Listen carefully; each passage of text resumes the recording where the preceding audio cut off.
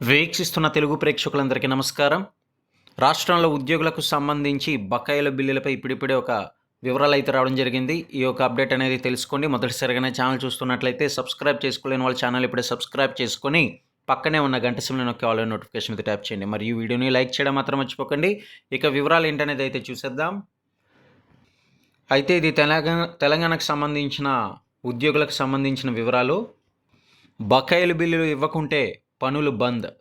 ఇక్కడ మీరు చూడొచ్చు, బకాయి బిల్లులు అనేది మరి ఇవ్వాలని చెప్పేసి ఖచ్చితంగా మరి ఒకవేళ ఇవ్వకుంటే మాత్రం బంద్ అని తెలియజేస్తున్నారు. ఈ యొక్క బిల్లుల కోసం కాంట్రాక్టర్లు నిరసనలకు అయితే రెడీ అవుతున్నారు.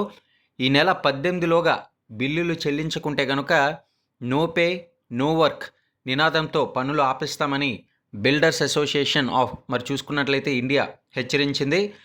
బిల్డర్స్ అసోసియేషన్ ఆఫ్ ఇండియా అయితే ఈ యొక్క సందర్భంగా హెచ్చరించడం జరిగింది. 2022 నుంచి దాదాపు ఇక్కడ మీరు స్క్రీన్ మీద అయితే చూడొచ్చు, 20,000 కోట్ల బిల్లులు అయితే పెండింగ్లో ఉండడం అయితే మరి సంస్థలన్నీ కూడా మూతపడే పరిస్థితి ఉందని పేర్కొంది. బకాయిల విడుదలపై ప్రభుత్వం స్పష్టత ఇవ్వాలని డిమాండ్ చేసింది. డిమాండ్లతో ఈ నెల 15వ తేదీన గవర్నమెంట్కి వినతిపత్రం కూడా ఇవ్వనుంది.